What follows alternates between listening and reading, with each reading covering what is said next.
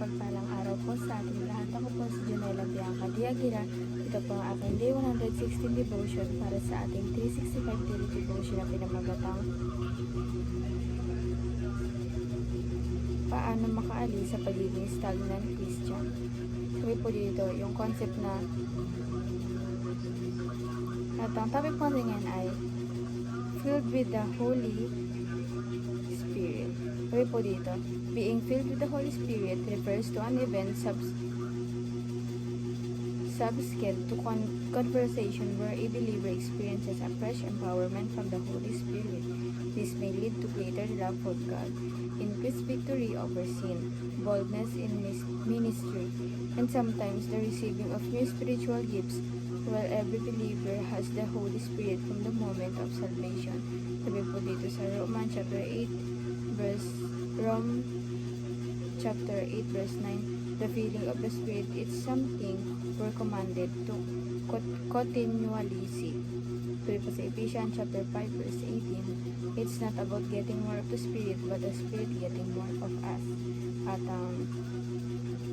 Bible verse natin matagpuan sa Ephesians chapter 5 verse 18, do not get drunk on wine, which leads to debauchery. Instead, filled with the Spirit. Huwag kayong magpakalasing sa alak, na ito ay labis na kahalayan, kundi mapuno kayo ng Espiritu. At ang teachings mo tayo ngayon ay number 1, the Spirit gives us spiritual breakthroughs.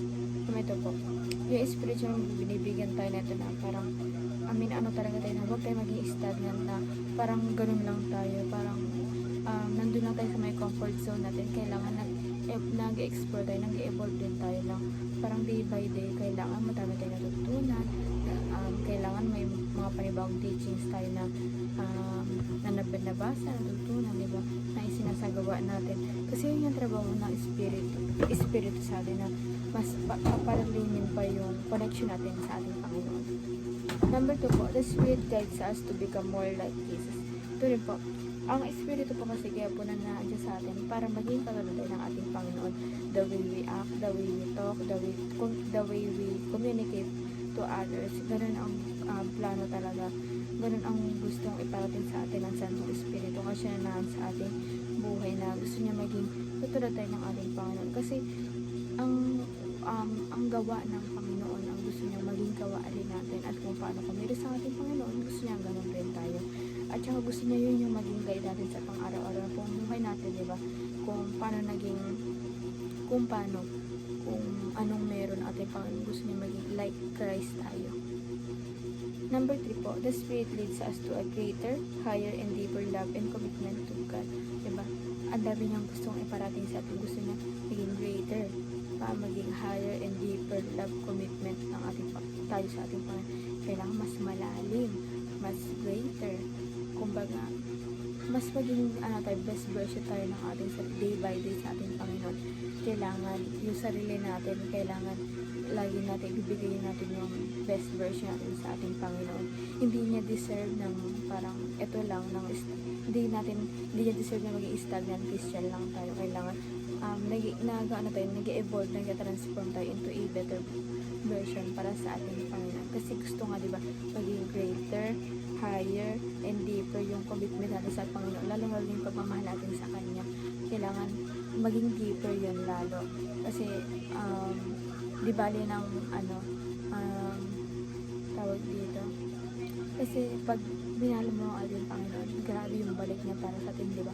Parang, di ba, yung minsan pag nagbibigay niya ng pagmamahal sa ibang tao, minsan, diba, disappointed tayo, parang disappoint niya tayo. Pero ang ating Panginoon, pag binigay mo sa Kanya yung pagmamahal mo, grabe din yung pagmamahal na ibibigay niya sa'yo, mas malalim pa, and at the same time, mas puspusan pa, lubos-lubusan yung pagmamahal na ibibigay niya sa atin. And applications naman po, number 1, desire more. Sabi ko dito, ask God for more of His presence. Ito po, huwag po tayo mag-iyan na mag-ask sa ating Panginoon, kasi gusto niya yun, yung parang nag-ask tayo sa Kanya, gusto niya yung parang, gusto niya kasi minsan nag-ask din tayo ng permission sa Kanya, diba? Parang, mag-ask tayo for more His presence na, nagabayan niya tayo sa pang-araw-araw na pamumuhay natin, na parang samahan niya tayo sa mga nangyayari sa buhay natin, diba? Even though kahit hindi sa kasiyahan, kahit sa kalungkutan, sa problema, parang humingi tayo ng presensya ng ating Panginoon sa panahon na kailangan natin siya. Number 2 po, deny self, walk as Jesus walk. Ito po, parang di ba sabi na, lagi sinasabi na lagi tayong sumama sa paglakad ng ating Panginoon. Pag lumakad ang ating Panginoon, kailangan lumakad din tayo dahil lagi yung paglalakad ng ating Panginoon, ililid tayo nito sa magandang gawain, ililid tayo nito sa peace na ihanap natin, ililid tayo nito sa karangyaan, ililid tayo nito sa magandang buhay na pinapangarap niya para sa atin. And lastly po, declare Christ. Serve God like never before. Ito nga po na, serve God like never before. Parang ipakita mo sa Kanya kung ano talaga yung best version na meron ka.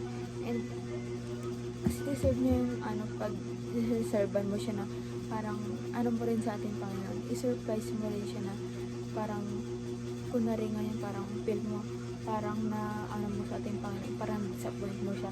Edi parang kinabukasan, parang bumawi ka sa Kanya, ganun. Maglingkod ka sa Kanya, bumawi ka.